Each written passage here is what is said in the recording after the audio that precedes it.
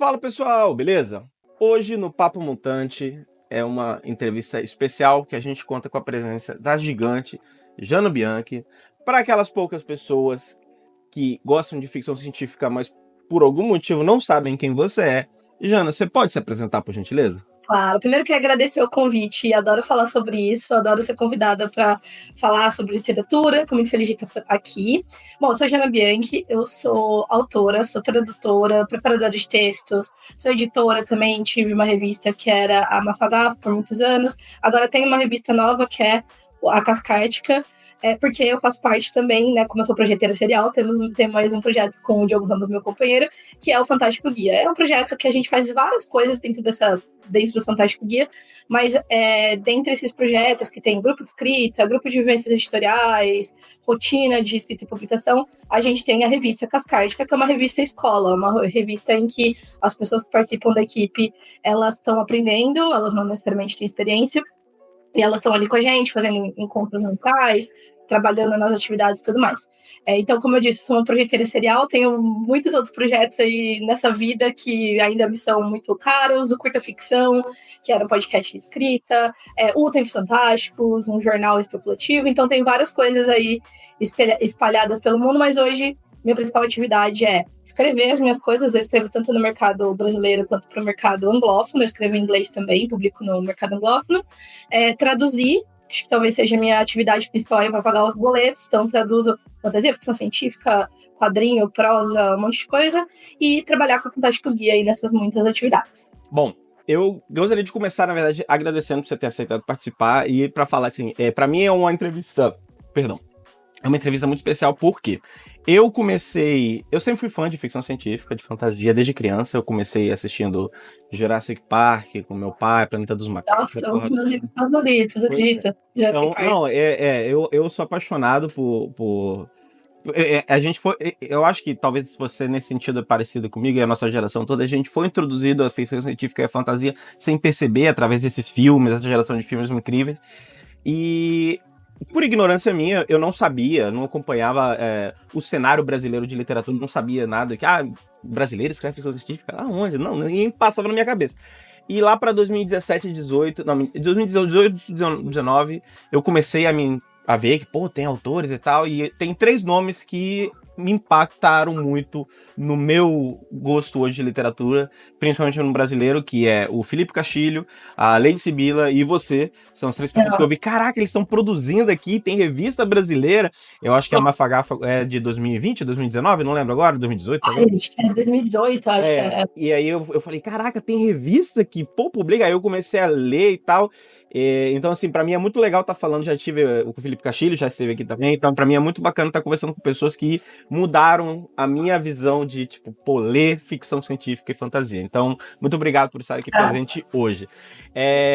Pra começar, eu gosto de fazer algo, deixar vocês à vontade, que é assim, a entrevista, ela tá liberado xingar, pode xingar à vontade, eu mesmo xingo muito, e pra gente abrir essas portas do palavrão, a gente gostaria de saber qual o palavrão que você mais usa no seu dia a dia. Eu tava me preparando pra isso e eu cheguei à conclusão que eu não sei, cara, é muito difícil. Eu fiquei pensando assim, qual será que é a coisa que eu mais falo, sabe? E eu não sei. E aí, assim, claro que depende do momento, da intensidade ali da coisa. Mas assim, eu fui criada. Minha mãe odeia palavrão, mas meu pai fala muito palavrão. Então eu e minha irmã, a gente fala normal, assim, nível normal. Porém, eu estou morando no Rio de Janeiro. E eu moro com o meu companheiro, que é um carioca. Então, e eu moro, inclusive, em cima da casa da minha sogra, da família do meu companheiro, que são maravilhosos, e eles são todos cariocas. Então, assim, depois que eu mudei pra cá, meu paradigma ali dos palavrões foi quebrado. Mas eu acho, e aí vai ser engraçado até depois que o meu companheiro assistir essa entrevista, porque ele vai me usar, que o meu palavrão preferido é o bom merda. Só que aí, por que eu tive essa contenção aí? Porque eu sou do interior de São Paulo, eu sou de Campinas, né? Sou nascida em Campinas, criada em Campinas. Então o meu merda não é um merda, é o meu merda mesmo. Exatamente. Então eu acho que é o merda mesmo. Ai, que merda, sabe? Mas eu gosto desses palavrões assim que você pode usar pra muita coisa no cotidiano. Tem o ênfase, né, na hora muda, né, o conceito dele, então é muito legal. Eu gosto também de um bom merda. Bom, Obrigado por compartilhar e fica à vontade de falar quantos merdas você quiser ao longo da entrevista, não tem problema nenhum. Pra gente entender um pouco, né, sobre a gênesis da Jana Bianchi, que a gente tem hoje, produtora aí de vários conteúdos de ficção científica e fantasia, a gente gostaria de saber qual foi a sua porta de entrada para esse universo, né? E se você pudesse sugerir uma porta de entrada hoje para alguém que não entende nada do assunto, o que você sugeriria? Tá, não, você mencionou o Jurassic Park, e eu acho que esse foi uma das grandes entradas. Assim, meu pai, ele sempre foi leitor de ficção científica, especificamente. Então, eu cresci numa casa, e meus tios também tal, mas eu cresci numa casa de pessoas muito leitoras, né? Minha mãe lê, meu pai lê, os meus tios, como eu falei, leem dos dois lados da minha família. A minha mãe gosta mais de romance e tudo mais, tanto que a minha irmã hoje gosta de ler romance e tal, embora eu já tenha introduzido ela tá lendo Garras, inclusive, minha irmã tá lendo Garras. Oh, misturou tudo, legal. Ela viu, inclusive, ela conhecia ali já, né, assim, de ser minha amiga, mas não sei o que eu falei no Instagram esses dias, ela, ai, comprei Garras, tô lendo, não sei o que, ela tá lendo, enfim.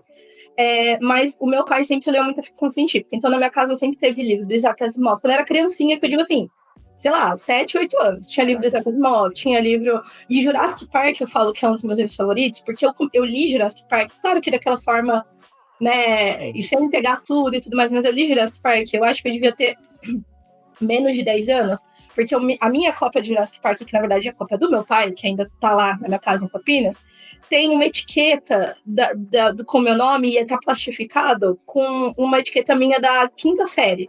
Porque, olha isso, que loucura. Porque eu acho que eu já tinha lido 30 vezes esse livro e ele tava meio caindo aos pedaços, porque ele era mais velho, assim, já era do meu pai, não era super antigo, mas era, sei lá. Eu acho que o exemplar dele deve ser lido no começo dos anos 90, assim. Isso era 90 e pouco, né? Quase 2000, enfim. E aí, acho que minha mãe, uma hora, falou assim: deixa eu plastificar esse negócio, ele tá caindo. Pra durar, né?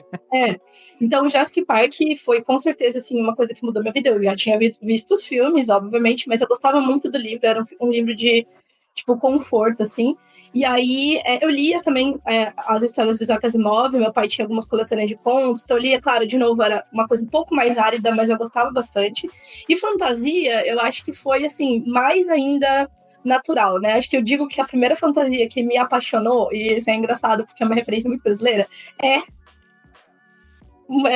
Castelo Rá-Tim-Bum. Então, tem aqui a minha tatuagem do mal. Castelo Rá-Tim-Bum é uma das minhas obras favoritas da minha vida, assim. Eu amo Castelo Rá-Tim-Bum. Eu assisto eu assisti o primeiro episódio quando ele saiu no Brasil e tal. Então, Castelo Rá-Tim-Bum. Mas eu também tive muitas coisas, História Sem Fim. Eu li o livro, eu vi o filme, li o livro pequeno, assim, criança. Eu lembro do meu pai lendo o livro pra mim do História Sem Fim. E depois eu lendo sozinha. A Fronteiras do Universo, né, que é o His Dark Materials, que é uma das minhas séries favoritas do mundo. E aí eu fui entrando em drogas mais pesadas. Quando eu tinha cerca de uns 10 anos, mais ou menos, um tio meu que amava Senhor dos Anéis me deu o Hobbit. E acho que foi muito acertado, porque eu lembro que eu li o Hobbit e eu fiquei, tipo, meu Deus, fascinada, apaixonada. E aí eu fui ler o Senhor dos Anéis, também era pequenininha, depois eu reli mais assim, mais velha e tal. Então, assim, desde criança eu tenho muito contato com literatura de fantasia e ficção científica. Aí você pergunta também o que eu recomendo para quem quiser começar, e aí eu suponho que a gente tá falando de pessoas já adultas e tudo mais. Cara, eu acho muito difícil pontuar um, assim, mas eu vou tentar. Eu acho que você falou um nome que eu amo e que eu vou bater na tecla aqui, que é o Castilho. Castilho é amigo querido, meu amigo próximo, assim, uma pessoa incrível, que virou meu amigo depois de eu ter sido leitora dele, então ele foi um ídolo, e aí depois virou meu amigo, né? Assim como outras pessoas do mercado que são muito criadoras, o Eric Novello, que é um grande ídolo meu também virou meu super amigo e tudo mais, então recomendo o Castilho, que eu acho que é uma fantasia nacional muito legal para quem ainda não conhece e tudo mais, para quem tem aquela ideia de fantasia nacional, café com leite e tudo mais, recomendo o Castilho, qualquer série dele. Mas para ficção científica, vou fazer um de fantasia então, Castilho. Para ficção científica, tem outras pessoas aqui no Brasil que escrevem ficção científica, mas eu vou recomendar uma autora anglófona que é a Beck Chambers. A Beck Chambers, sim, maravilhosa. Eu sou muito Beck Chambers, entre na minha casa e nananã. E a série dela, que é, acho que uma quadrilogia, né? Que é o The Wayfarer's Chronicles. The Wayfarers, exatamente, estava tentando lembrar. É muito bom, assim, é uma ficção científica que eu já recomendei para muitas pessoas que não liam ficção científica. Elas, mas nave, não sei o que. Só leia. Leia. Não vai ler.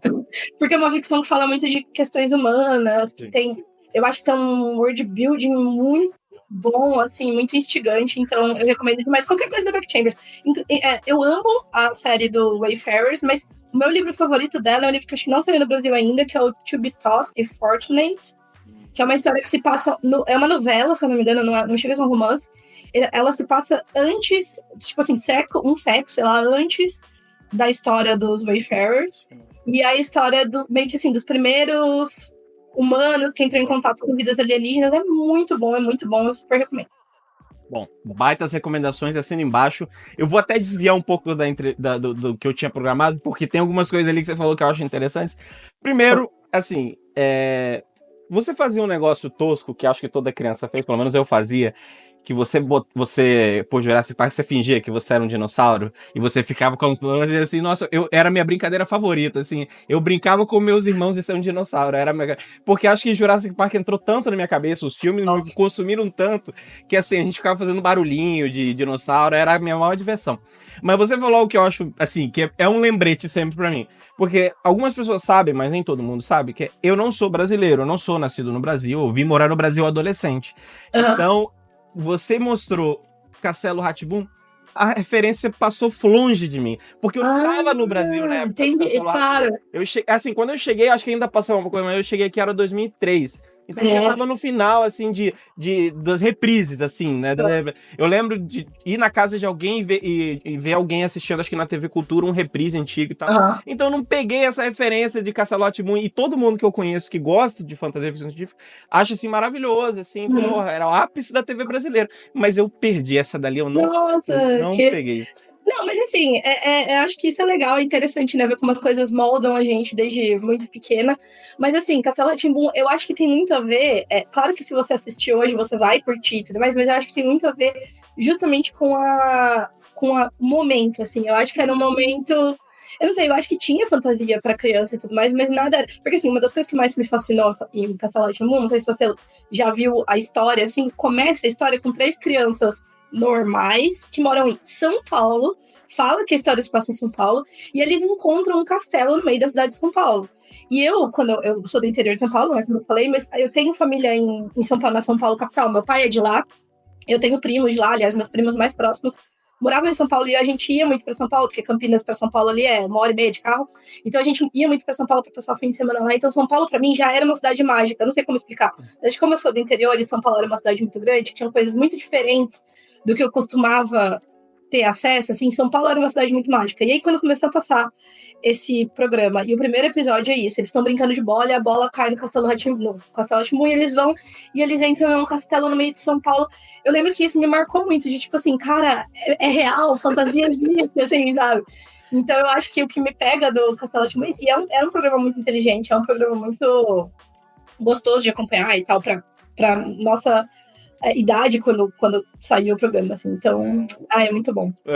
Um dia eu quero assistir. Eu vou buscar fazer isso dali, porque realmente é uma parada que eu perdi na minha criação. Eu cheguei e já tinha passado. Tem muita coisa brasileira, porque assim, eu sou. Pelo meu jeito, assim, todo mundo brasileiro, e eu cresci dos 13, 14 anos pra frente aqui, né? Então, mas, igual, por exemplo, eu não peguei toda essa geração, esse tempo, esse momento específico, sei lá, que o pessoal fala. El Chan, não peguei, Banheira do Gugu, essas coisas assim, tipo, que acho que é um momento cultural de todo mundo, mais ou menos. Quantos anos você tem? Eu tenho 35. 35, então mesmo da nossa geração. Então, assim, nossa geração, todo mundo que eu conheço tem essa pegada, e eu não peguei. Então, assim, é um momento cultural que eu pulei. Então, Mas eu fiquei curiosa, você é de onde? Eu sou de El Salvador, na América Central, Mas você tem pais brasileiros ou não? A mãe é brasileira, meu pai não é. Entendi. Caramba. Pois é. Então, isso aí. Não, pra mim é uma baita experiência, assim. Tipo, eu gosto muito de onde eu sou, mas eu pulei essa parte cultural brasileira. Sim. É uma lacuna. Mas, bom, agora você falou algo e eu acho interessante a gente conversar sobre isso, porque eu acho que, de certa forma, eu tô passando por algo que você falou ali que eu acho muito da hora. E é essa experiência de você ser fã das pessoas e ir aos poucos conhecendo e aos poucos se transformando em amigos dessas pessoas. Tipo, Castilho foi um caso assim pra mim, uma pessoa que eu lembro a primeira CCXP que eu fui, Eu fui na mesa dele e eu tava nervosão e, tipo, né, falando com o cara, falei, tipo, peguei pra ele autografar meu livro. Eu tenho todos os livros que eu tenho dele tão autografados, porque toda vez que eu voltei pra CXP eu ia na mesa dele. E aos poucos a gente começou a interagir nas redes sociais, e aos poucos, eu lembro a segunda CCXP que eu fui, que ele me reconheceu, e eu falei, caralho, ele me reconheceu, que loucura. E assim, hoje trocando ideia, e a gente, tipo, conversando, chamando, ele foi uma das pessoas dos autores que me viu começando aqui esse perfil, e já foi me apoiando, eu achei incrível. E você tem uma trajetória interessante no meio da ficção científica e da fantasia, e que me desperta uma curiosidade. Por quê? Pelo tudo que eu me informei de você e pelo que eu me pesquisei para me preparar para a entrevista, e que eu já sabia de você, você era uma fã que se transformou numa escritora, que se transformou numa organizadora de um espaço para outras pessoas publicarem, e que foi, tipo assim, pelo menos pra gente igual eu, e imagino que muitas outras pessoas, você é um dos motivos pelos quais a gente começa a procurar mais a ficção científica e a fantasia nacional. E aí eu queria saber de você o que levou você a dar o próximo passo. Por que não, virei autora, tá bom. Porque, virei tradutora, comecei a traduzir obras fodas, incríveis, que o seu catálogo de tradução é do caralho. Por que não tá bom? Porque eu preciso... E porque, assim, tem vários autores que não tem uma revista onde outras pessoas publicam. O que te leva a sempre dar esse outro passo ali? Legal, adorei essa pergunta, obrigada pelos elogios, inclusive, eu acho muito... E assim, só falando antes dos amigos, acho que vale aqui reforçar uma coisa que aqui no mercado nacional de fantasia e ficção científica, as pessoas são muito acolhedoras. Acho que isso é uma coisa muito legal, assim, de se dizer, que as pessoas são muito... essa sensação de meu coração, não sei o que, eu vou abordar a pessoa e tal, eu tive também quando eu conheci o Castilho, eu tive quando eu conheci o Eric, que eram pessoas que já estavam super estabelecidas, publicando por grandes editoras, e que eu lia e que eu ficava, nossa, é isso que eu quero fazer. Mas todos eles foram super acolhedores, foram pessoas que me acolheram, e eu vejo acolhendo outras pessoas hoje em dia mesmo, inclusive, assim, às vezes a gente sai, vai num evento, agora eu tô no Rio, então eu tenho tô um pouco mais afastada dos eventos de São Paulo, mas ainda assim, às vezes eu vou no evento, e aí a gente vai sair para comer alguma coisa, tem uma pessoa ali que tá toda tímida, e diz, vamos lá, vamos comer com a gente, tal. Então isso só reforçando que é uma coisa muito legal da nossa comunidade. E eu acho que talvez isso seja uma das coisas que me faz ter vontade de produzir coisas para criar uma comunidade, porque eu acho que é uma coisa muito importante em qualquer profissão, em qualquer hobby, inclusive num hobby que é tão vulnerável, assim, no sentido de... eu tô falando hobby, embora eu considere escrever uma profissão, né? Porque eu acho que muita gente entra por esse caminho, entra pelo caminho de eu quero me divertir, eu quero escrever alguma coisa, não para necessariamente virar uma profissão, mas porque eu gosto disso, e aí eu acho que envolve também ler, e, enfim, tá ali mergulhado na literatura. E é uma coisa muito vulnerável, né? É uma coisa que que a gente sabe que tem barreiras e mais barreiras para você escrever, para você ler, para você gostar de livro.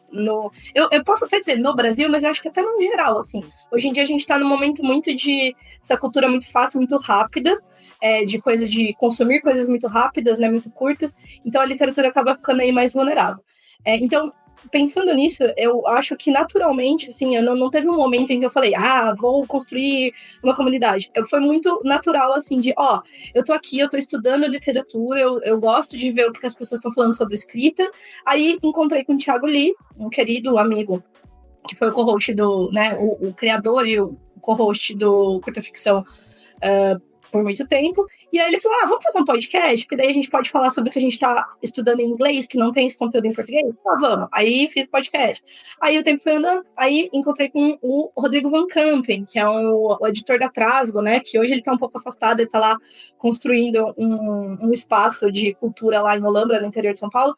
Mas o Van Campen escrevia, também tinha uma revista. Aí encontrei com ele, a gente começou a conversar, publiquei na revista dele.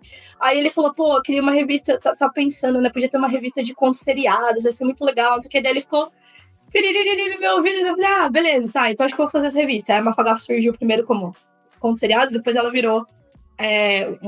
a gente começou a soltar histórias inteiras, né?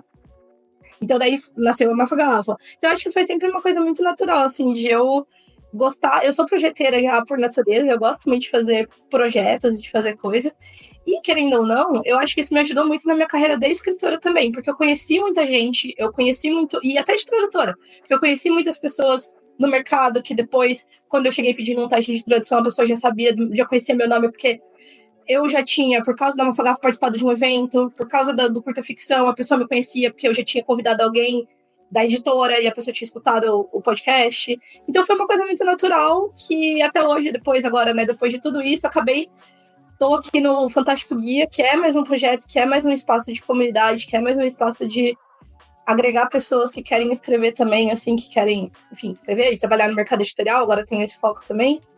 Então, acho que foi uma coisa muito natural, assim, é uma coisa que eu gosto, me dá muito prazer, assim, ver as pessoas entrando no mercado. A gente brinca que é tipo um esquema de pirâmide, assim.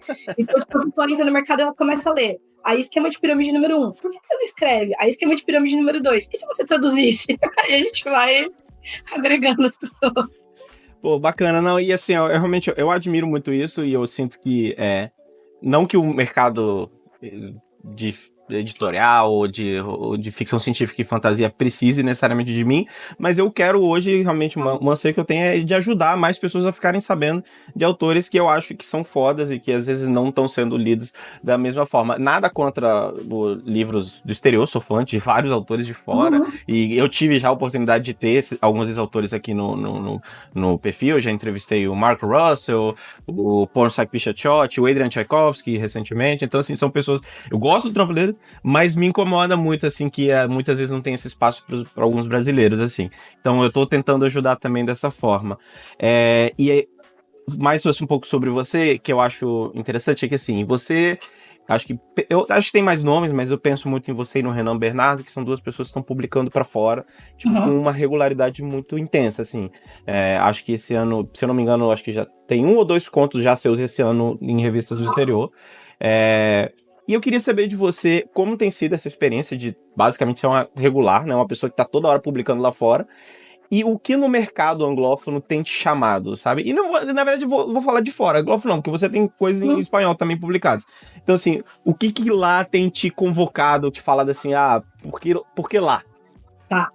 Eu escrevo em português e em inglês, né? Então, quando você falou, eu tenho coisa publicada em espanhol, tenho coisa publicada em persa, e publicada em italiano também, mas foram todas traduções. Não escrevo em nenhuma dessas línguas e tal. Só escrevo em português e inglês. Mas assim, vamos lá, falando do mercado anglófono. Primeiro, o Renan Bernardo é um amigão meu, literalmente ele montou meu computador, aí a gente até brincou, né? Eu falei, eu tenho um indicado ao Nébula que montou meu computador foi montado pelo indicado ao Nébula. Mas Renan aqui mora no Rio também, então a gente se vê com bastante frequência. E qual foi a minha trajetória no mercado anglófono? Eu não lembro exatamente qual que foi o drive, eu acho que foi algum edital que abriu, e aí eu falei, acho que eu quero tentar participar e tal. E eu escrevia no inglês bem macarrônico, assim.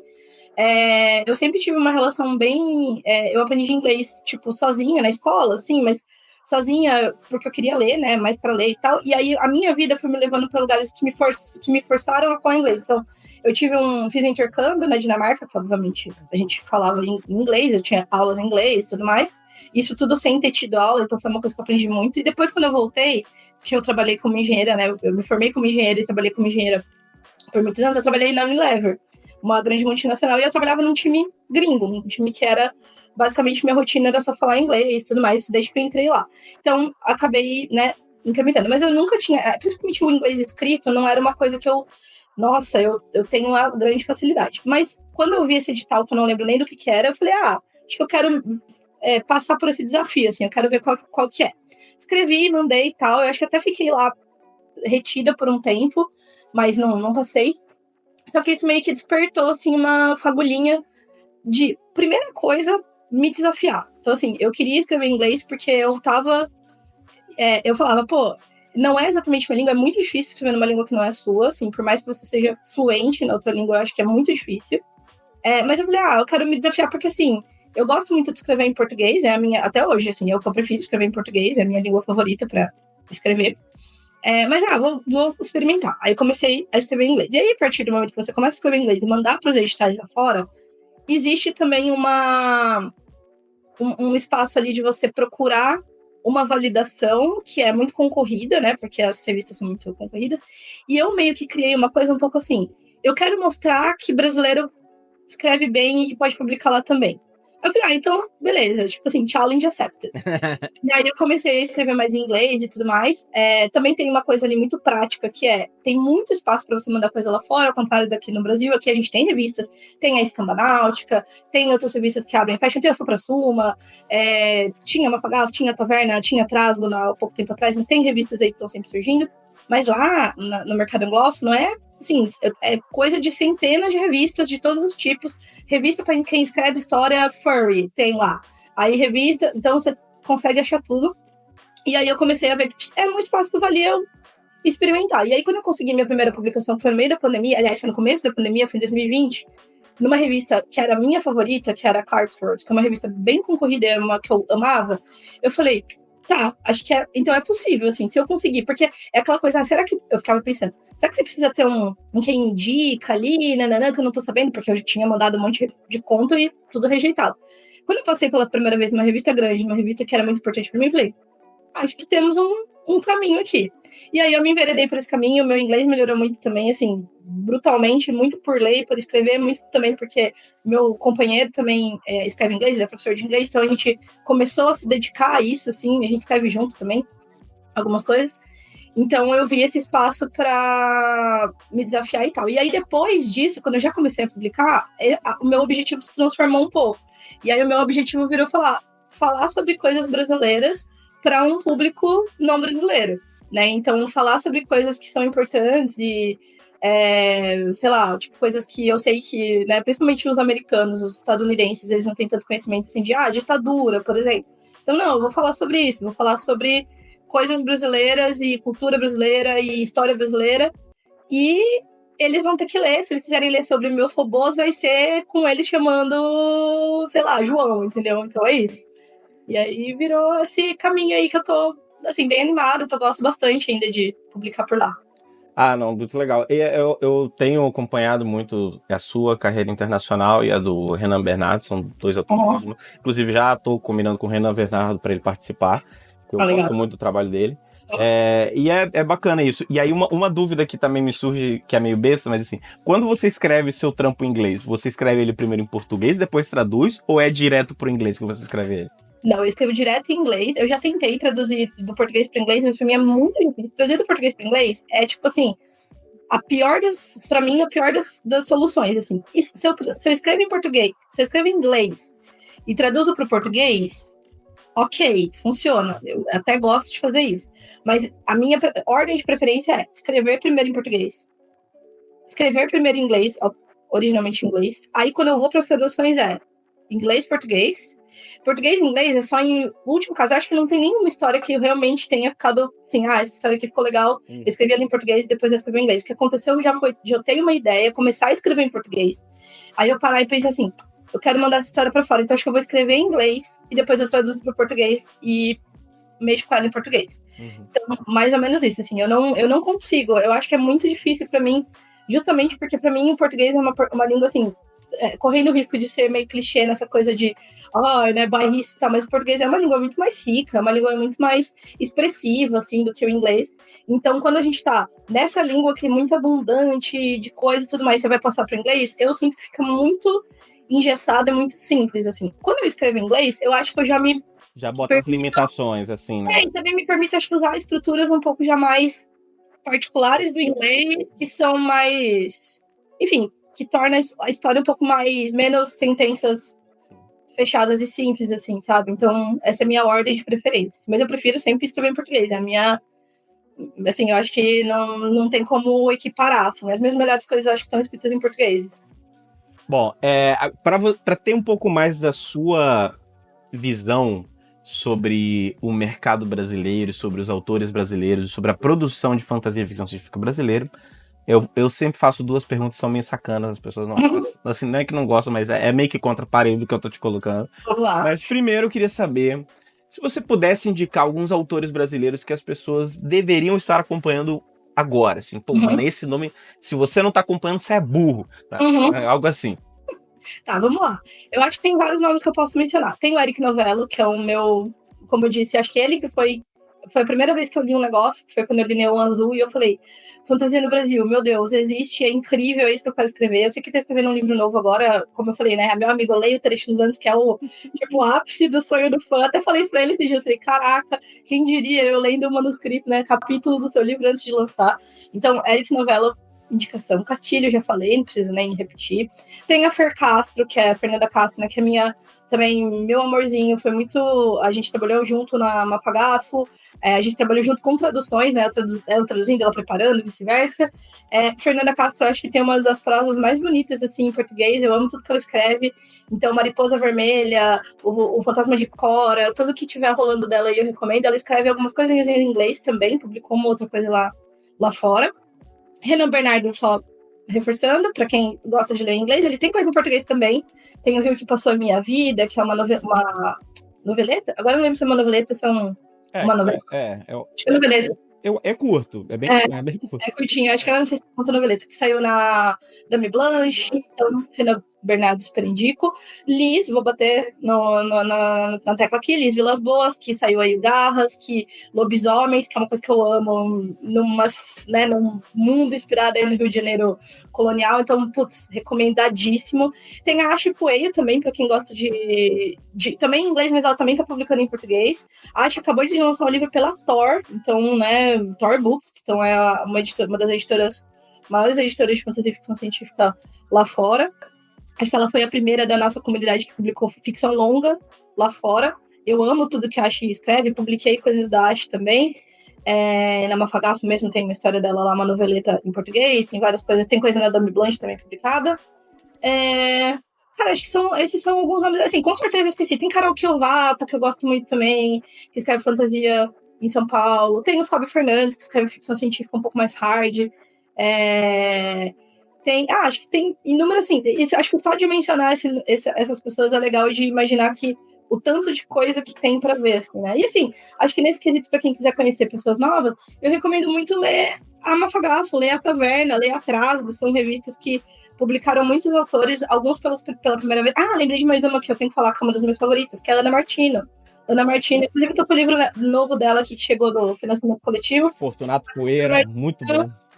Maravilhosa, ela escreve em português e inglês também, ela publicou lá fora em vários lugares e ela escreve muito lindamente em inglês também, que é muito impressionante, assim, porque ela escreve lindo em português e ela escreve lindo em inglês. Então, Ana Martina, super recomendo. E como eu falei, com certeza estou esquecendo pessoas, inclusive queridas aí, porque a gente não consegue lembrar de todo mundo, mas esses nomes dá para começar e tem para todos os gostos, assim. Você gosta de romance? Tem. Você gosta de ficção científica hard? Tem. Você gosta de, enfim, fantasia mais sutil? Tem também. Então dá para ir para todos esses lados aí. Bom, aí essa é uma das perguntas que deixa as pessoas um pouco desconfortáveis, e a outra, que é essa que eu vou fazer agora, que é: o que você acha que a fantasia e a ficção científica brasileira faz de melhor e no que ela poderia melhorar? Tá.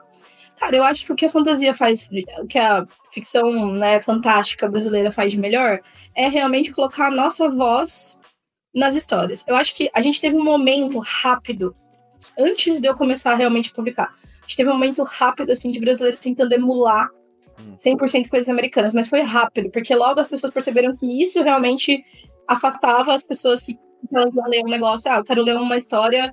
Se eu for ler uma história que é uma mocinha que se chama Courtney e mora no Colorado, sei lá e ela tem olhos azuis e é ruiva, eu leio um livro americano, eu não vou ler um livro brasileiro, porque, tipo, não, sei lá, não faz muito sentido. Então, acho que esse momento veio e passou, e aí depois as pessoas do Brasil, assim, pelo menos com as que eu tenho contato mais próximo, todas as pessoas que eu mencionei, são pessoas que escrevem com muita propriedade coisas brasileiras, não necessariamente se passando no Brasil, mas se passando em tanto, por exemplo, Garras, Mariposa Vermelha, são histórias que não se passam no Brasil, mas são universos ficcionais naturalmente brasileiros, assim como uma Terra-média é um ambiente medieval europeu, não? E aí assim por diante. Então, eu acho que isso é o que a gente faz de melhor, assim, de colocar essa voz, de você usar nossas referências. Isso é uma coisa que você vai ler e vai falar, putz, que legal que eu tô vendo isso, sabe? Tipo, eu li um romance há muito tempo, até nem lembro o nome agora, e aí era, tipo, não sei o que lá, do Sidney Magal. Eu falei, puta, que massa, sabe? Lendo um livro que menciona o Sidney Magal, assim, do nada. Eu gosto muito disso, eu acho que a gente faz isso muito bem. Todas essas pessoas que eu mencionei são pessoas que, se você ler as coisas dessas pessoas, você vai ver que mesmo que se passe fora do Brasil, mesmo que se passe na Europa, nos Estados Unidos, são histórias que têm um gosto, assim, brasileiro ali, que vem uma coisa que a gente faz muito bem. Aí o que a gente faz de pior, assim, então deixa eu pensar. Eu não sei se você tá falando de uma coisa um pouco mais técnica ou de uma coisa mais O que você... relacionada ao mercado. Eu acho que... Deixa eu pensar. Talvez, assim, de coisas mais técnicas, eu acho que a gente tem muita gente que não valoriza uma boa edição. Eu acho que é uma coisa que vale muito de se dizer. Porque, assim, por melhor que você seja, por mais incrível que você seja como escritor e tudo mais, quando eu digo edição, não estou falando de mexer no texto, ter erro de português, frase mal escrita, não. Isso seria uma preparação. Estou falando de editar mesmo, de ter alguém que vai pegar o seu material e falar, olha, essa ideia tá muito boa, tá muito bem escrito. Porém, o começo tá muito arrastado, esse personagem aqui eu acho que ele não tem nada a ver, e esse conflito aqui precisa ser melhor resolvido, e esse fim tá confuso, sei lá.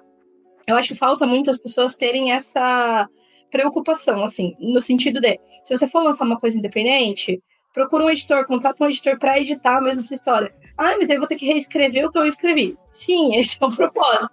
Escrever o que você já escreveu. E é trabalhoso, e é chato, e é demorado, mas eu acho que dá um resultado muito melhor.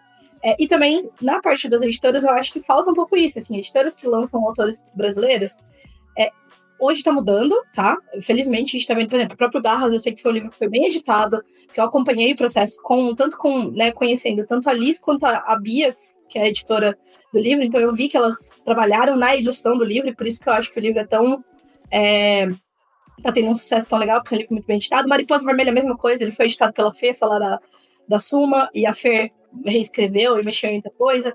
E a Fer e a Liz também têm agentes, né, que acompanharam esse processo, pelo menos durante a reescrita do livro. Mas eu vejo muita editora grande que tem um costume, as pessoas naturalmente trabalham com obras estrangeiras. Quando você trabalha com obra estrangeira, você não precisa editar o livro. Ele já vem editado, finalizado, fechado. Você precisa traduzir e você não edita uma tradução, você prepara uma tradução, você revisa uma tradução, você não edita a estrutura da tradução. Então, tem alguns profissionais que não têm o costume de fazer esse processo de edição. É esse momento crítico de sentar, ler o livro e falar, ele é ótimo, maravilhoso, porém precisa mudar isso, isso e isso. Precisa mexer nisso, nisso, nisso, precisa ficar mais curto, precisa ficar mais longo, enfim. Então, eu acho que é o que falta e talvez é o que a gente faça. Quando eu digo de pior, é que eu acho que a gente tem pouca familiaridade com esse processo. Como eu falei, isso está mudando porque as editoras estão publicando mais autores nacionais e elas estão vendo que esse processo é um processo que precisa ser inserido na cadeia de coisas a ser feita com o livro, ao contrário de quando livros estrangeiros são publicados. Então, eu acho que, apesar de ser uma das coisas que a gente faz, entre aspas, de pior, eu acho que é uma coisa que está sendo vista e está sendo endereçada como um problema mesmo, entendeu? Então, cada vez mais eu vejo livros brasileiros muito mais redondos quando chega para mim na hora de ler. Quando eu chego e leio, eu falo, esse livro foi editado, com certeza. Não foi um livro que saiu da cabeça do autor, né? Porque a gente, por mais que a gente tenha uma noção de estrutura e tudo mais, a gente precisa de alguém para dar uma polida, assim. Como eu tô escrevendo a quatro mãos com o Diogo, tanto ficção curta quanto ficção longa, isso cada vez fica mais óbvio, porque quando o Diogo lê o meu trecho e pega algumas coisas, um furo ou alguma coisa que, tipo, pô, isso aqui não é o melhor jeito de fazer isso, vamos refazer, e eu leio as coisas dele e faço isso também, eu vejo como a gente é muito cego, assim, a gente tá escrevendo, a gente não enxerga esses problemas. Quando vem alguém de fora e fala, a gente consegue, tá, beleza, vou trabalhar isso, entendeu? Não, essa pergunta eu gosto porque realmente tem várias abordagens para ela, pode ser, igual você falou, técnica, pode ser uma coisa mais editorial, mais de mercado, mas e as respostas de vocês, elas tendem a encontrar sempre um overlap, assim, acho que vocês, autores, vocês sempre têm muita consciência daquelas coisas que podem, de fato, melhorar. Eu lembro até do Castilho, ele falou algo que é bem parecido com o que você falou, que ele pelo menos que me lembrou, que ele falou assim, que ele não escuta hoje muitos autores novos falando sobre reescrita, tipo, que ele, tipo, de que, pô, que ele fala que ele mesmo, vários livros dele, ele teve que reescrever várias vezes para chegar no modelo final, e que ele sente que alguns autores novos não necessariamente participam desse processo. Estão abertos, né? Exato, né? Uma outra coisa que outros autores já falaram muito sobre essa expectativa, e eu acho que tem a ver com o que você falou mais cedo, Sobre um certo imediatismo, de, putz, já publicar, tipo, comecei a escrever que quero já ano que vem tá publicado, sabe? Não, cara, tem que ter a escrita é um processo complexo, né? E que leva etapas. Então, assim, E muitos de vocês, autores, pelo menos os que eu entrevistei aqui, parecem ter essa concordância de coisas que precisam, de fato, se desenvolver no mercado brasileiro. Eu acho legal isso dali. Bom, falando um pouco mais sobre a sua escrita em particular, sobre o que você produz, tem algo que me chama a atenção. Nos seus livros, nos seus contos e tudo mais, que posso estar errado, mas eu acho que não, que é a forma como você lida com o cotidiano nas suas narrativas. Porque eu acho que nem todo mundo vai conseguir escrever uma história que nos prenda, que tá falando sobre um morador de rua, por exemplo. Ou sobre agentes funerários. E sobre o agente funerário que tá educando um aprendiz, sabe? Sobre costura, sabe? Sobre bordado, sabe? São temas do cotidiano, são temas do dia a dia, do normal. E você trabalhar com a ficção científica, a fantasia que tem o potencial para ser, nossa, intergaláctico, épico, monstros, naves espaciais destruindo planetas e tudo mais. E você escolher falar sobre bordado é algo muito interessante, eu acho, pelo menos.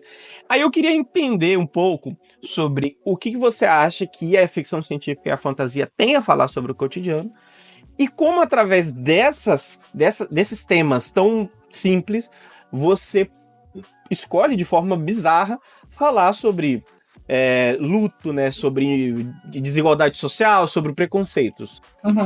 Nossa, adorei essa pergunta, porque eu acho que é uma coisa que realmente, assim, eu gosto muito mais de ler e inclusive, de escrever coisas que são menos megalomaníacas, embora eu tenha mencionado aqui muitas coisas, Jurassic Park, sei lá, História Sem Fim e tal, porque acho que era uma característica também muito daquela década de 90, anos 2000 e tal, dessas coisas, dessas histórias maiores, do famoso O Escolhido e tudo mais. Mas eu gosto muito de ler histórias que são sobre pessoas, mesmo que não sejam pessoas, mesmo que sejam alienígenas, mesmo que sejam, enfim. Né, o próprio Beck Chambers, quando eu falo do livro dela, ele não é um livro sobre viagem espacial. É simplesmente uma nave indo. O primeiro livro da série dos Wayfarers é Uma Longa Viagem a um Pequeno Planeta Hostil.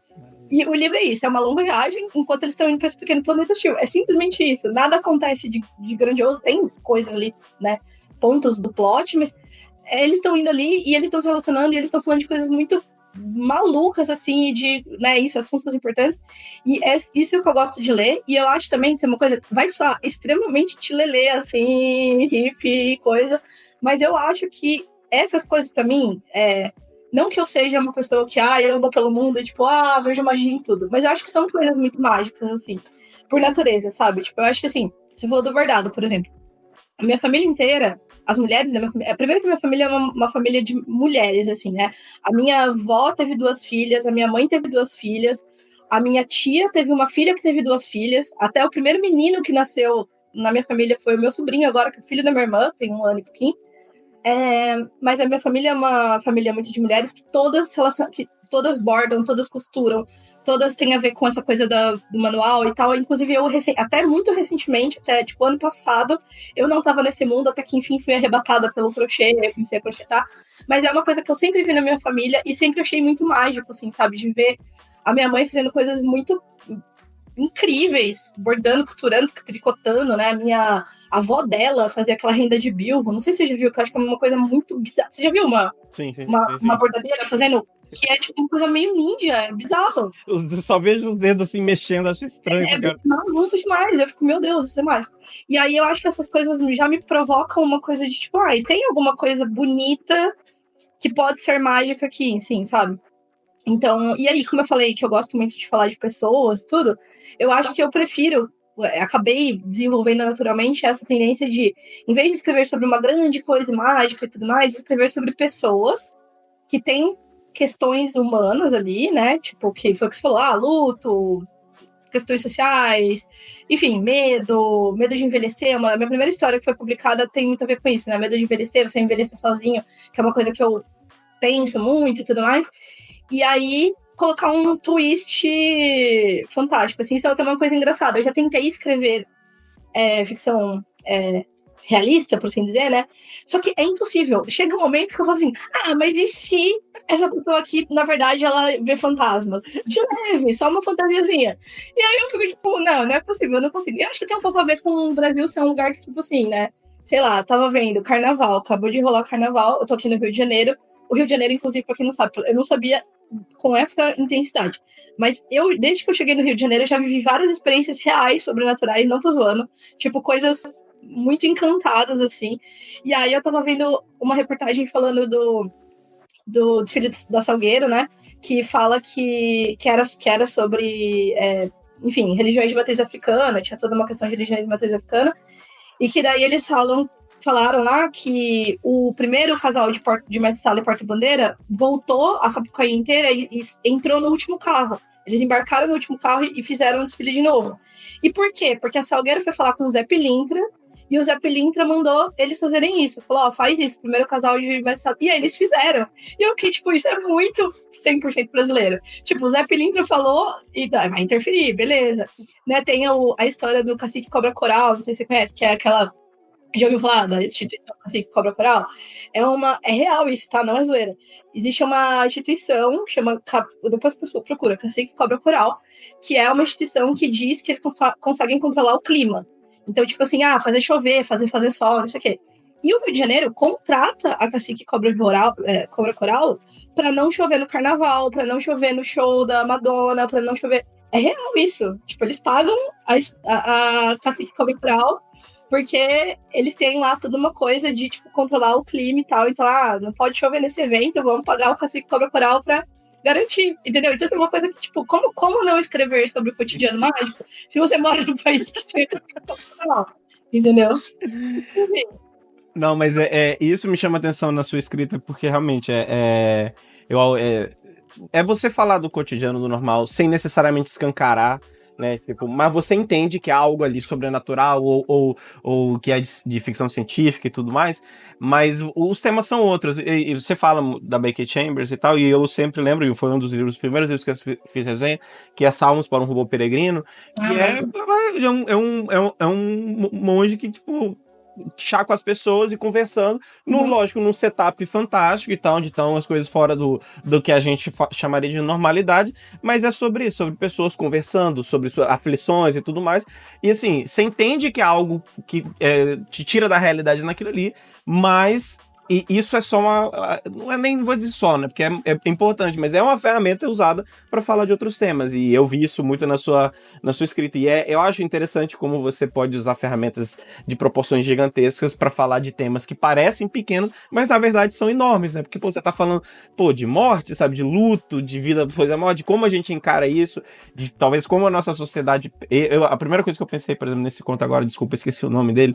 É Analogy for Every and Each End. É porque até eu, às vezes, eu nem sei se é every and each ou sempre é every, tá? Enfim. Mas esse, quando me fez pensar, tipo, de forma como a gente às vezes não encara a morte de uma forma tão saudável, sabe? Que poderia não necessariamente. E que não é toda cultura que faz isso, por exemplo. Tem outras culturas que lidam muito melhor com ela.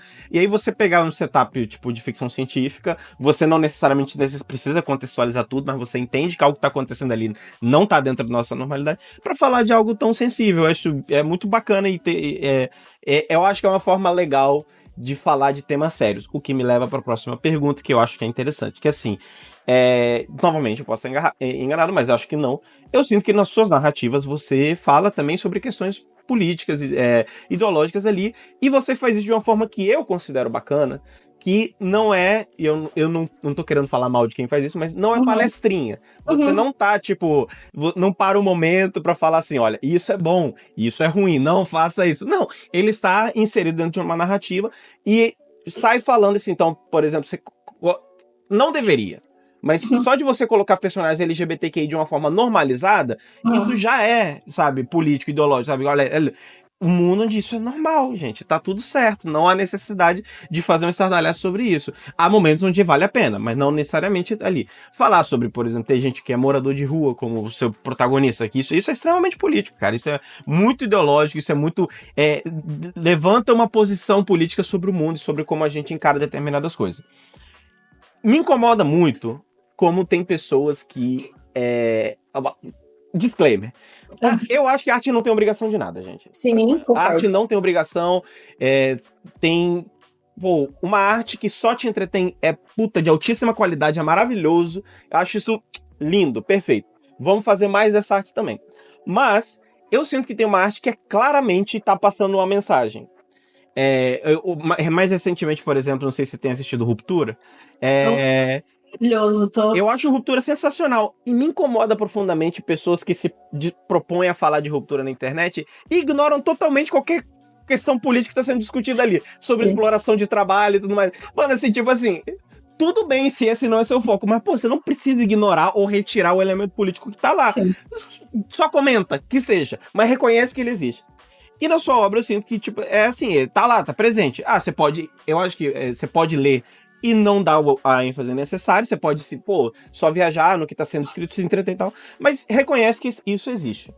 Aí eu queria saber de você, como você sente que a ficção científica e a fantasia pode ser usada para isso? E por que, por exemplo, você poderia, muito bem, igual você falou, escrever outro tipo de ficção, ou, por exemplo, falar desses temas de uma outra forma, mas por que dentro da ficção científica e da fantasia? Tá. Nossa, essa é uma pergunta muito legal. Eu acho que, tipo, assim, eu sempre gostei dos gêneros da fantasia e da ficção científica justamente por conta dessa possibilidade de você falar de coisas reais usando o irreal, né? Então, eu acho que a gente foi independente das referências e tudo, mas assim, quando a gente assiste história de fantasia, História Sem Fim, por exemplo, tem uma mensagem ali por trás. Jurassic Park, tem uma mensagem ali por trás, sabe? Tem uma mensagem de tipo assim, a gente realmente quer brincar de Deus? Vai dar certo isso? Esse é o caminho da tecnologia? Só porque uma tecnologia pode fazer alguma coisa, a gente vai fazer? É de bom tom? Vamos de bom tom? Então eu gosto muito dessas... Sempre gostei muito, assim, mesmo quando eu lia e não tinha o repertório para fazer essa análise e tal, né? Hoje, mas é uma coisa que marca e que fica para sempre.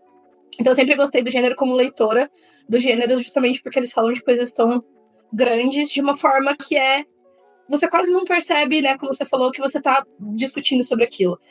Eu penso em alguns exemplos aqui do livro da Beck Chambers, mas eu sei que acho que alguns vão ser spoiler, assim, se eu falar alguma coisa.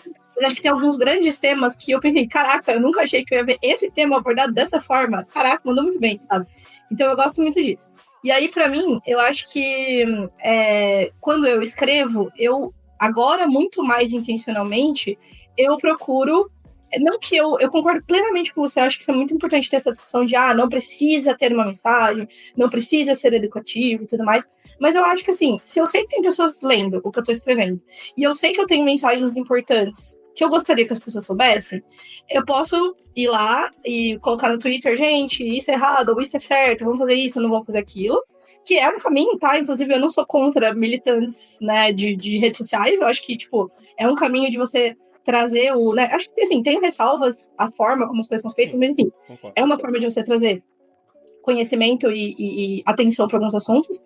Mas eu acho que, como a minha linguagem é escrever, como o meu caminho é escrever, e eu, naturalmente, já tendo para fantasia e ficção científica, eu vou usar essa possibilidade, porque, assim, quando você se destaca do nosso mundo atual, né, destaca da nossa realidade, eu acho que você consegue falar algumas coisas de uma forma menos tabu, assim, de uma forma um pouco mais de mentirinha, por isso eu posso ter a liberdade para falar sobre isso, mas se você lê com o mínimo de discernimento, você entende que eu tô falando sobre uma coisa maior, né?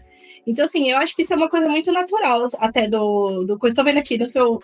Olhando bem aqui onde eu tô vendo ali do lado do Pikachu, tem Duna, tem Neuromancer. São livros que são extremamente políticos, sabe? Tipo, então, assim, a ficção científica, ela tem essa raiz política, né? Você tá falando de ruptura, cara, impressionante, assim, eu tô de queixo caída, é uma das minhas séries favoritas dos últimos tempos, assim, é muito bom, ela tem outras, ela é muito boa, tanto nos assuntos que ela aborda, quanto na trama mesmo, assim, ela é muito amarradinha, os personagens são bem construídos, tô amando. E eu tô, inclusive, vendo cada vez mais coisas assim. Eu tô assistindo White Lotus também, por exemplo. E o White Lotus parece que é uma história, cada temporada é uma história sobre um assassinato. Mas, cara, eles trazem umas coisas, umas discussões políticas, umas discussões sociais. Às vezes, de forma até, eles usam uma outra... Não é fantasia e ficção científica, né, o White Lotus, mas eles usam outro aspecto que é o humor. Sim. Então, que é também uma coisa que eu acho que, assim como a fantasia e ficção científica, muito quando crítico, você destaca... E quando você destaca da realidade, você faz uma coisa exagerada, uma coisa que a pessoa fala satírica. Não, isso aí não é sério. Mas tem uma mensagem séria, sabe? Eu acho que tem muita força, assim. Então, Eu acho que acaba sendo natural. Hoje eu não consigo escrever uma história, vou escrever uma história assim que não tem nada por trás, e não é uma coisa, tipo, superior, nem nada, pelo contrário. Eu acho só que, assim, geralmente quando eu sento pra escrever uma ideia, é porque eu tive alguma ideia de, eu quero falar sobre isso. Eu quero falar, por exemplo, sei lá, uma história que eu publiquei mais recentemente, já foi, acho que ano passado, que é uma história que saiu na Clarksworld, que chama... Esqueci o nome da história agora. Não, ai meu Deus, esqueci. Mas enfim, é a história do... Eu sempre esqueço o nome dessa história, que é uma parte do Twinkle Twinkle Little Star, é uma parte da música, eu esqueci.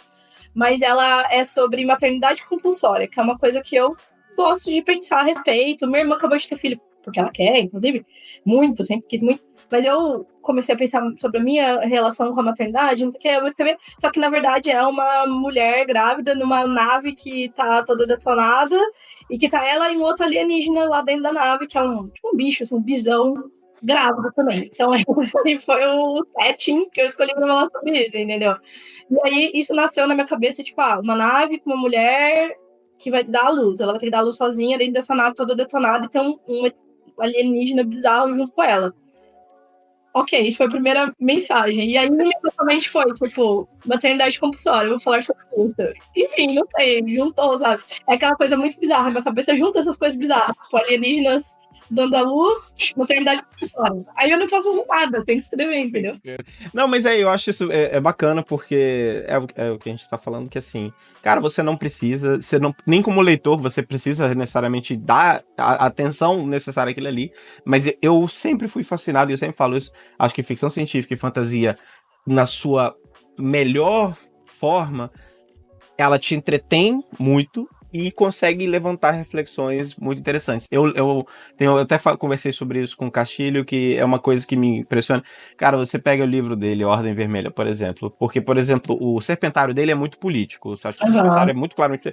Pô, assim, spoiler, né? Mas, pô, tem nazista, o caralho ali no meio, pô, tá ligado? Então, pô, beleza. Mas a Ordem Vermelha talvez não pareceria tão político para algumas pessoas, mas Sim. ele é tão... Tem tanto comentário político ali jogado, assim, no meio, sobre autoritarismo, sobre fascismo mesmo, sobre desigualdade social, e eu acho que isso que é a parte... Me parece um desperdício você pegar gêneros tão amplos, e não querer falar sobre... E isso parte um pouco também, que aí eu queria que você elaborasse um pouco sobre isso, porque você é especialista entre nós aqui, que é, assim, existe esse mito de que a ficção científica é sobre o futuro, ela tá prevendo coisas, não, porque os celulares e as videochamadas foram previstas, né?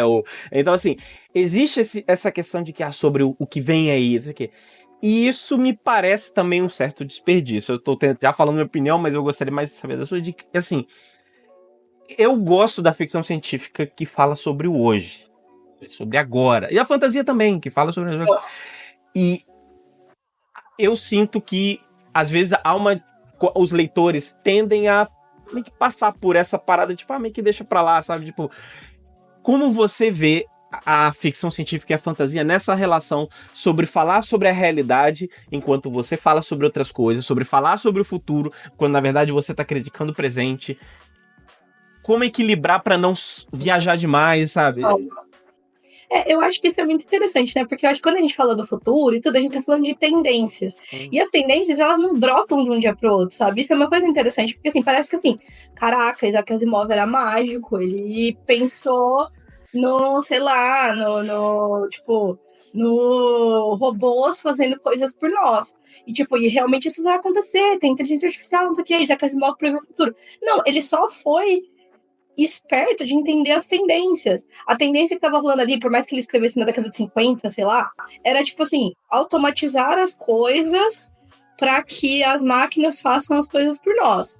Tá, se eu levar isso pro extremo, o que vai ser? Robôs trabalhando por nós, sabe? Então, assim, tem essa coisa de você ver uma tendência e seguir para essa tendência. Ruptura. Ruptura não foi uma coisa assim, uau, tirou do nada um negócio. Não. Tipo assim, as pessoas, elas procuram um trabalho para se alienar e isso gera sabe, sei lá, uma coisa de tipo, não vou pensar não vou viver minha vida, eu vou trabalhar, minha vida no trabalho é uma vida, minha vida fora do trabalho é outra. E aí ele só falou, tá, ok, se pessoas tivessem dinheiro suficiente, a tecnologia existisse, o que elas fariam com isso? isso aqui.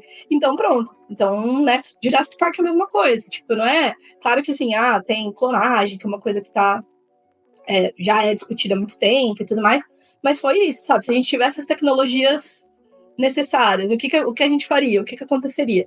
Então, eu acho que falar sobre o futuro é falar sobre o hoje, porque se você não consegue escrever um futuro verossímil se você não entender o que está acontecendo agora. Você pode inventar uma coisa muito maluca para o futuro, e se ela não soar minimamente alcançável, tangível para quem tá lendo, cai por terra, assim, eu acho, entendeu? Então, eu acho que as grandes ficções científicas, tipo Neuromancer, próprio Duna, que na verdade Duna até nem é um futuro, mas é um futuro meio retrofuturista, é uma coisa meio maluca. Se você não entender que algumas naturezas, algumas coisas vão sempre acontecer, né? Então, assim, eu acho que, por mais que isso seja negativo, mas eu acho que, assim, quando você fala de expansão espacial, é impossível não falar de imperialismo, é impossível não falar de, né, conquista de novos espaços. E eu gosto até, inclusive, dos autores que questionam e que rebatem um pouco isso. A própria Beck Chambers, nesse que eu falei, o To Be Taught e Fortunate, ela fala sobre exploração espacial com o propósito de pesquisa e não com o propósito de colonização, que é uma coisa que já bate muito nessa coisa do vamos conquistar a Lua, que é o que a gente tem hoje de viagem espacial, vamos conquistar a Lua, vamos conquistar Marte, vamos fazer uma colônia, vamos ocupar aquele espaço e chamar de nosso, vamos fincar a nossa bandeira. E aí a Beck Chambers vem e fala, não, eu acho que é pesquisar, vamos ver o que o mundo tem a nos oferecer. O mundo não, né, o universo, tudo mais. Então eu acho que é isso, assim, eu acho que é uma possibilidade muito legal de você falar sobre o presente, porque você precisa entender muito bem o presente para você poder propor um futuro verossímil. E por isso, nesse sentido, eu gosto muito mais de histórias que são futuro próximo, ou mesmo um futuro mais distante, mas mais calcado na realidade, uma coisa menos megalomaníaca e coisas muito diferentes, mas que os humanos continuam sendo mais ou menos os mesmos, tendo mais ou menos as mesmas coisas ali para lidar e tudo mais, sabe? Então eu gosto um pouco disso. Inclusive, o Ruptura, uma das coisas que mais me deixa instigado no Ruptura, que eu quero muito entender, é que é também um mundo retrofuturista. Sim. Os computadores parecem da década de 90, sabe? A estética, né? Eles têm um celularzinho, eles têm um celularzinho meio aqueles StarTech, e tem as TVs são de tubo também. Isso me deixa muito instigada, que eu fico assim, isso aqui é um retrofuturo, isso aqui não é um futuro, que estranho, sabe? Tem uma outra série também que eu assisti no Prime, que é o Tales from the Loop. Nossa, é maravilhoso. Legal também. Também tem essa coisa do retrofuturo, assim, é uma coisa que tem tecnologia, mas é muito maluco, assim. Então, eu gosto muito dessa brincadeira também, sabe? De ser o futuro, mas eu acho que o retrofuturo, ele destaca muito isso, de o futuro, mas não é exatamente o futuro. Pode ser o passado sob outra ótica, pode ser o presente sob outra ótica, assim. Então, eu gosto disso, eu acho que eu gosto dessa brincadeira, assim. Isso é legal mesmo. Bom, eu tenho uma pergunta meio besta, mas essa é porque é uma coisa em particular que me deixou curiosa, que você falou brevemente, mas você é formada e trabalhou com engenheiro de alimentos. Isso. Uma dúvida. De alguma forma, o seu conhecimento sobre engenharia de alimentos já te auxiliou a escrever alguma história? Cara, já. Na verdade, não de engenharia de alimentos, mas eu acho que, assim, como vai ser uma coisa meio... Não sei se é exatamente isso que você quer saber, mas, assim, como eu me formei em engenharia, o meu... Querendo ou não, eu nunca fui uma pessoa de exatas, tá? Por incrível que pareça, eu sempre fui uma pessoa mais de humanas. Tanto quando eu falei pra minha mãe, eu fiz técnico em alimentos quando eu era muito novinha, né? Entrei no técnico e tinha 14 anos.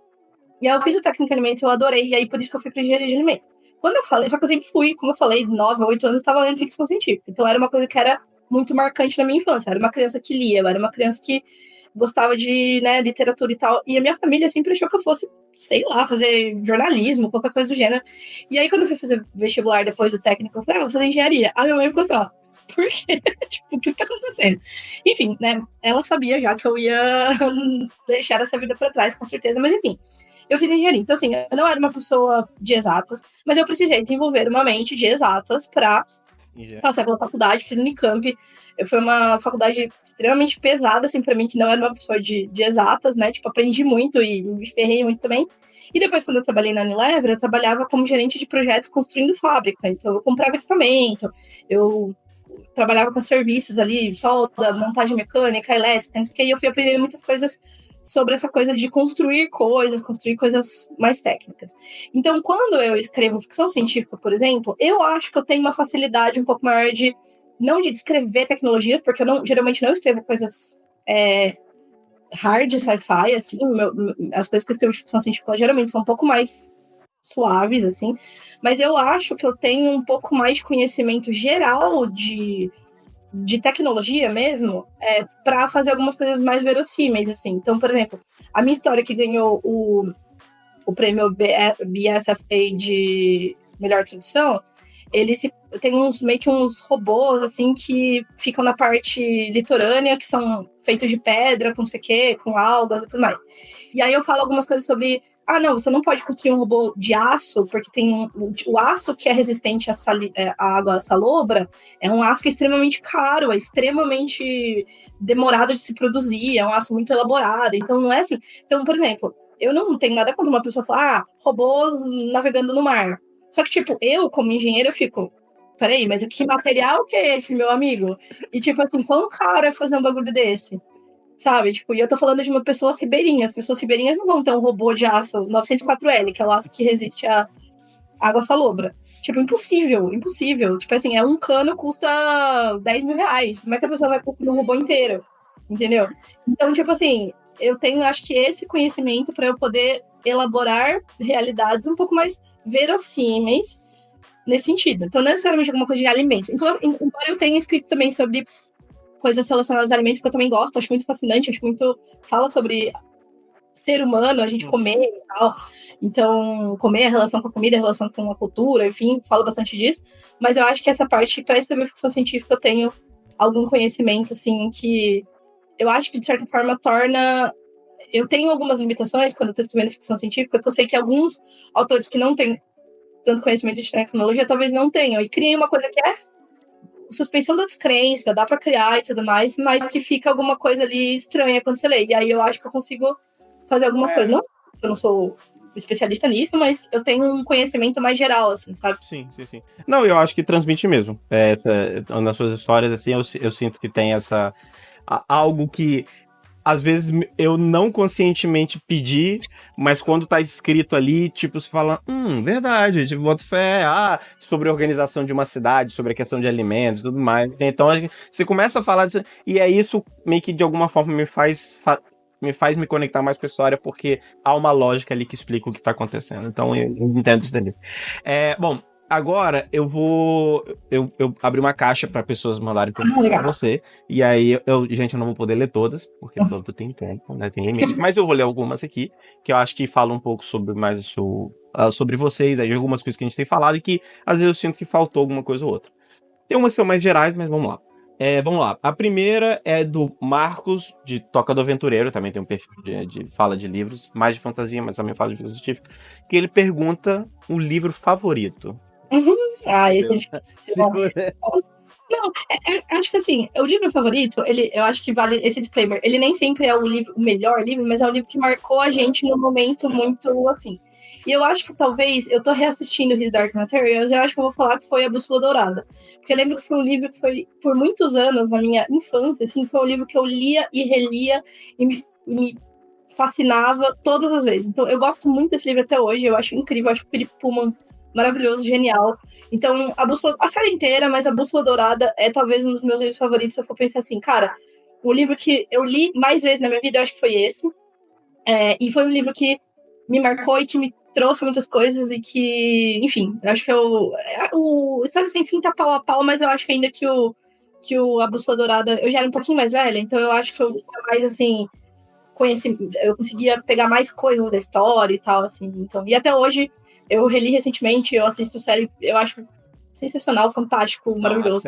A série da HBO eu tô reassistindo a série e eu tô tipo assim, ai meu Deus, como eu amo, sabe? Tipo, eu nunca li o livro, confesso. Mas eu quero ler por conta da série. Porque... A série é muito fiel, viu? A série é muito fiel. E eu acho que a série também me fez uma gentileza, porque o filme é muito cansado. Nossa. Na época eu gostei do filme, porque eu era criança, quando saiu, e eu achei incrível. Mas eu acho que o filme cometeu 2 erros fatais. Primeiro, que o marketing se vendeu como O Senhor dos Anéis. Sim. Não sei se você até lembra de um make teaser ou trailerzinho que tinha que era o anel do Senhor dos Anéis rodando e virava a bússola. E o meu Deus! Eu fui assistir achando, porra, Senhor dos Anéis, cara. E não era. Putz, é triste.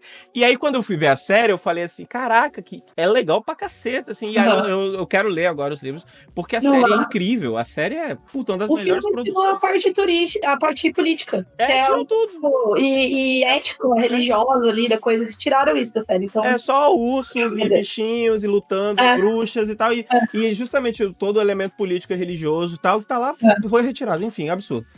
Fico chateado depois. Mas é maravilhoso, gente. Leia essa série e assistam leiam a série de livros, assistam a série da HBO, porque é muito bem feita e é muito bem produzido também. É maravilhoso. A série eu posso falar, o livro eu vou falar no futuro depois. Vamos lá. Bom, eu não sei o nome da pessoa, tá aqui, é miojo.rocks. Não sei o que. Fala. Dica para brasileiros que querem publicar no exterior. Cara, primeira coisa, lê muita história escrita em inglês, ficção curta, revistas atuais, coisas que eles estão publicando. Por quê?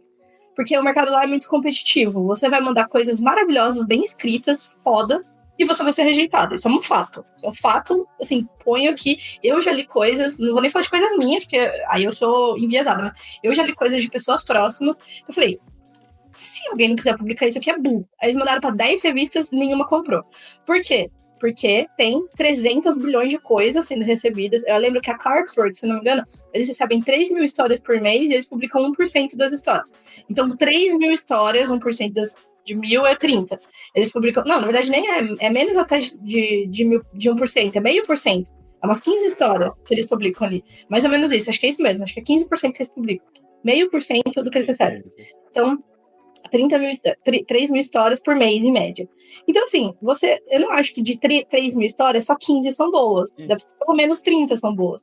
Só que só entra 15. Então, você tem essa questão. E aí, a melhor forma de você conseguir entrar numa revista é o que eles chamam de... Tem até um nome isso no mercado anglófono, que é Crack the Market. Então, é tipo assim, você quebrar o mercado, você entender o que o mercado que eles dizem, eles chamam de market as diferentes revistas, né? Então, quebrar o lugar que vai para onde você está mandando a sua revista, a sua história. Você lê as histórias e você entender qual que é, o que aquele editor, o que aquela equipe editorial realmente gosta. Então, se você lê 10, 15, 20 histórias daquela revista, você vai entender. Você vai falar, essa revista aqui, ela gosta de histórias um pouco mais agridoces, que tem uma questão política, mas que geralmente mais para ficção científica do que para fantasia, porque muitas publicam as duas coisas, mas... sei lá, tipo, tem que se passar no mundo secundário, que é o que eles mais publicam. E aí, se você quiser entrar naquele lugar, você vai escrever alguma coisa moldada ou escolher alguma coisa escrita para aquela coisa. Então, eu acho que tudo começa em ler, assim. Eu acho que eu já era uma leitora muito assídua de contos em inglês, porque eu gostava muito de ler coisas da Clarksworth, que eu falei que foi a revista que eu inclusive, eu acho que eu cracked the market, assim, porque quando eu escrevi pra Clarksworth, eu falei, eu quero escrever uma coisa que o Neil Clark, que era o editor, vai querer comprar. Eu escrevi, eu mandei pra ele comprou. Foi o primeiro lugar que eu mandei e foi comprado. Então eu falei, então acho que eu achei o que ele queria exatamente ler, né? Mas é por quê? Porque eu tinha lido, eu lia sempre, todo mês eu lia 3, 4 histórias da Clarksworth, né? Então é muito isso, você, pra onde você quer mandar? E por quê, né? Eu quis mandar pra Clarksworth porque era uma revista que eu amava ler. Eu falei, eu quero ter uma publicação aqui também. Então, leia, aprenda ali o que esse mercado tá aberto a receber, e aí molde, ou não, né? Porque também a gente não precisa moldar. Tem muita coisa que eu escrevo que eu falo, não, eu quero escrever isso, se alguém comprar, ótimo, se não comprar, foda-se, não, né? Problema deles. E aí eu mando e às vezes acaba sendo vendida, né? Mas eu acho que é isso, é ler muito em inglês, ficção curta. Bom, a Jéssica tá perguntando aqui se você vai lançar seus contos em inglês no Brasil algum dia.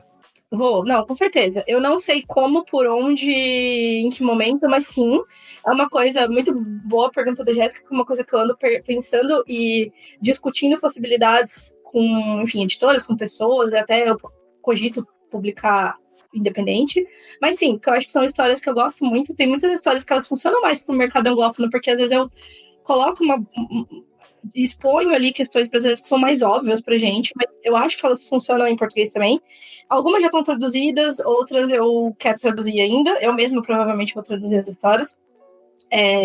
E eu quero lançar em português sim. Não sei como, mas eu quero. É um plano. Bom, eu aproveitando que você estava falando sobre isso, eu só queria deixar, acho que, uma opinião, mas eu acho importante ter isso ali, que assim, para pessoas que estão tendo dificuldade de ler, ou que querem começar a ler, ou querem voltar a ler, estão parados aqui, gente, grande maioria dessas revistas, você pode ler de graça na internet. É gratuito, isso, Então, boa. assim, não dá mole, não vacila, porque eu sinto que, assim, eu entendo que, de fato, livros e tudo mais é caro, 100%, tem razão, não deveria ser assim, a gente tem que melhorar isso, concordo, porém, isso é uma coisa que me incomoda muito e que me ajudou muito a entender mais sobre o mercado brasileiro, que, assim, cara, isso é um pouco de sacanagem, mas é a realidade. Gente, um monte de autor brasileiro tem livro lançado em e-book, barato, muito barato. Inclusive, eu tava vendo hoje, ontem, tipo, acho que, pô, Lobo de Rua tá 7 e pouco o e-book.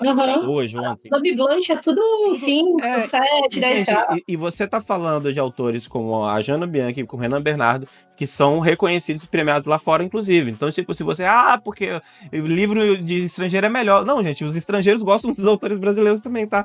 Então, assim, é barato, é de fácil acesso. Essas revistas, por exemplo, que a Jana tá falando, quase todas, é uma ou outra que cobra, mas Sim, quase a todas maioria, 90% é gratuito. grátis. Inclusive, fica a dica que eu usei para pesquisar, vai no site da Jana Bianchi, lá tem o catálogo de livros dela, de contos publicados, e lá se você botar seu mouse em cima vai falar read it, ou leia, tá? E a clica já te leva pro conto que você lê, mano. Imagina, você vai estar lendo um monte de história, de ficção científica e fantasia, de graça. Você não tá lendo porque você não quer, sabe? Sim. E porque você trabalha muito e tá cansado, e isso, perdão. Mas se não é isso... Massacre. Né? Na hora de deitar, abre ele no celular, pá, você cochila, o celular bate na sua cara, mas tudo bem, acontece, cara. Acontece. Mas Isso é uma boa, eu vou só reforçar aqui, um bom ponto de se dizer, porque assim, as pessoas, mas ficção curta, não sei o quê. Gente, tem ficção curta que saiu como história no Love, Death and Robots, que saiu na Clarksford. Então não é assim, tipo, é uma coisa, é muito à margem do que. Não, tipo, os caras estão comprando pra fazer série do Netflix, entendeu? E teve mais de um conto da Clarksford que foi pro Love, Death and Robots. Tem história lá que eu já vi que tá sendo comprada pra adaptação cinematográfica, os caras vão pegar a história e construir, fazer filme. Então, assim, não é muito legal, tem muita coisa boa, muita coisa boa, de graça, e sai todo mês, a maior parte das revistas sai todo mês ou a cada 2 meses, então não é que assim, o que tem de backlog, você já vai ficar anos e anos lendo. Mas se você quiser acompanhar recente, assim, tudo que sair, a Clarksford todo mês lança lá 10, 15 histórias. Então você entra lá, você tem coisa pra ler o mês inteiro.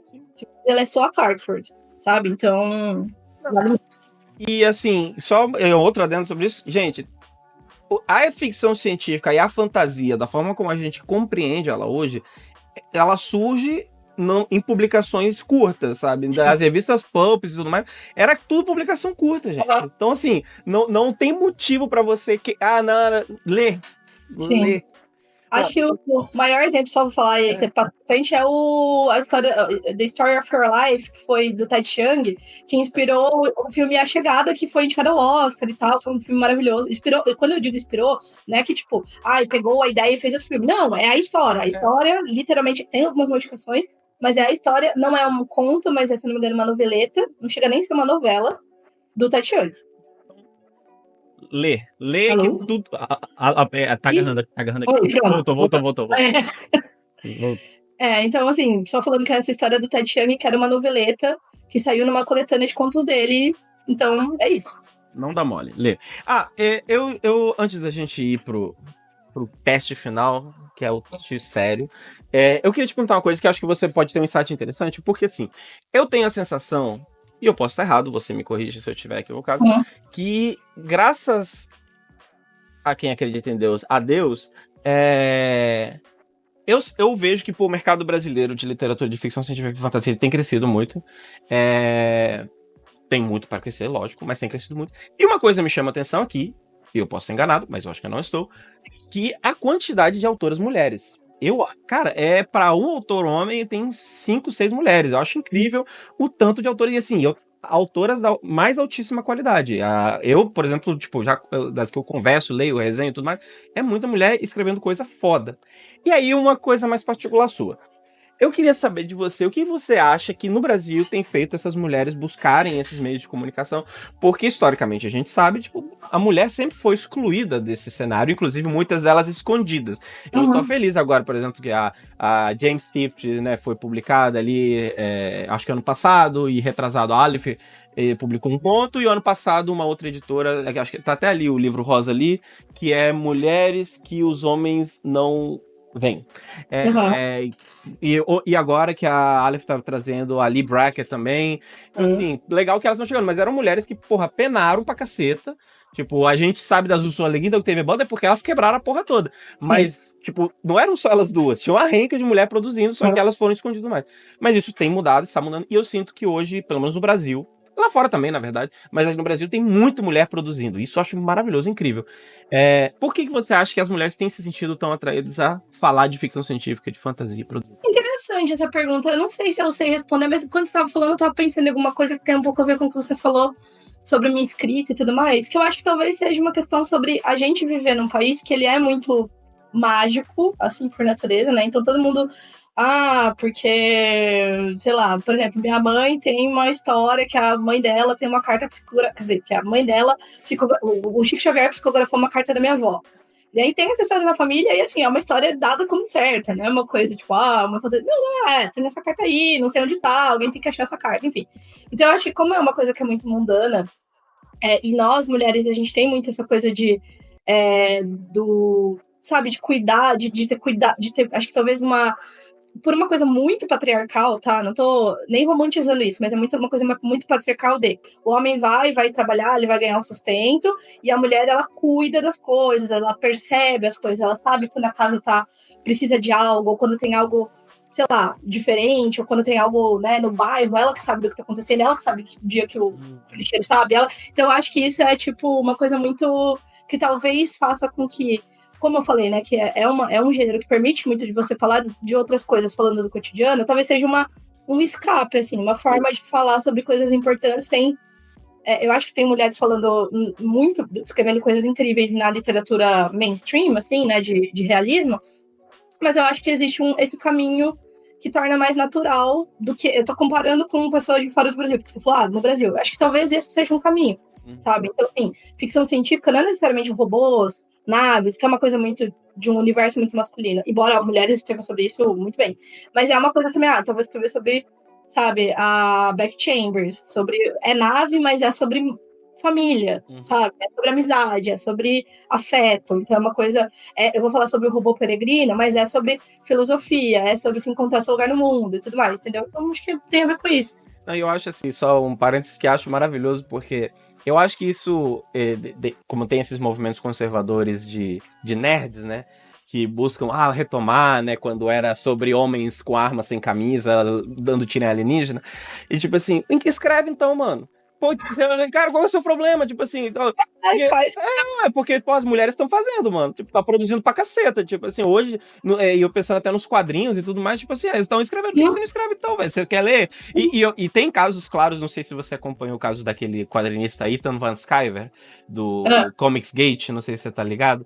Não. Então, tem um quadrinista que ele foi grande, que chama Ethan Van Sciver, que ele até desenhava o Lanterna Verde do Jeff Jones e tudo mais. E ele era um quadrinista que ficou quieto muito tempo, só que com ele a gente acompanha aquela radicalização cebosa para o conservadorismo escroto, né? E ele começou a postar coisas políticas, assim, tipo, que os quadrinhos antigamente, que eram umas porra. E aí ele... É um caso alarmante, mas que eu acho que mostra muito bem. Ele começou a ser meio que jogado de escanteio pelas editoras, porque ele tava falando umas coisas meio absurdas. E aí ele se financiou, né? Ele foi pro crowdfunding, não lembro qual. Acho que pro Kickstarter. E ele foi, na época, não sei se já sou superado, meio que o recorde de arrecadamento, né? Porque os dólar reaça foram lá. É igual o Doutrinador aqui.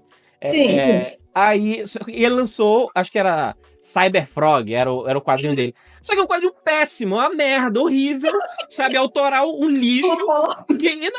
Só que foi tão financiado pelos Nerdola, porque não, agora o quadrinho de verdade é uma nada, sabe? Não mudou nada, assim, foi um lixo total. Só que a galera financiou antes de sair, achando que... E, cara, morreu, tá ali até agora falando de política pra tentar ganhar relevância. Então, mano, você tá achando ruim? Escreve, cara. Pô, as mulheres estão escrevendo pra caralho, mano. Chora, morde as costas, mano. Se vira aí. Enfim, isso só me dá uma raiva quando eu falo essas coisas. Sim, eu também. Me dá um ódio, mas enfim. Bom, pra finalizar, a gente tem esse teste de fogo, onde a gente tenta colocar um perfil, né, do entrevistado. E você não precisa justificar suas respostas, mas pode, se quiser, as pessoas tendem, às vezes, a justificar uma coisa ali. Mas as pessoas vão te julgar no final, tá bom? Amei. Vamos lá. Um autor ou autora, vivo ou morto, com quem você gostaria de tomar um café? Que eu gostaria de tomar um café, tá? Acho que eu vou ter que falar Beck Chambers. Eu acho que eu tenho muita... Eu já participei de um espaço aberto, assim, na internet, que ela tava falando e respondendo perguntas, mas não foi uma coisa que eu sentei, conversei com ela, nunca conheci pessoalmente e tal. Adoraria, porque eu acho que eu tenho muitas... Ela escreve de um jeito muito... que me agrada muito. Eu gostaria de ter sugestões e, enfim, dicas dela, assim. Um personagem da ficção com quem você gostaria de fazer isso também? Tá, isso é difícil.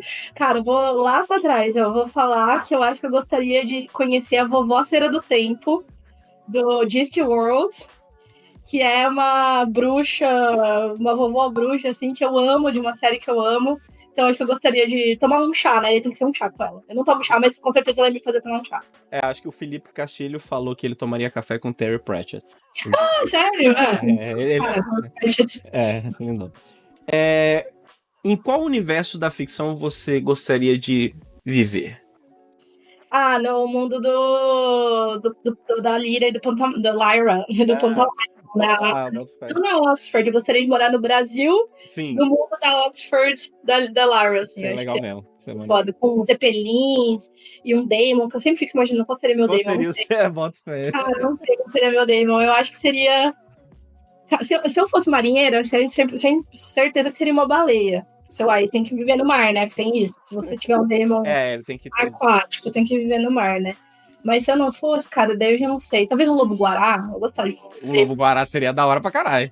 Gostei. Senhor dos Anéis ou Nárnia?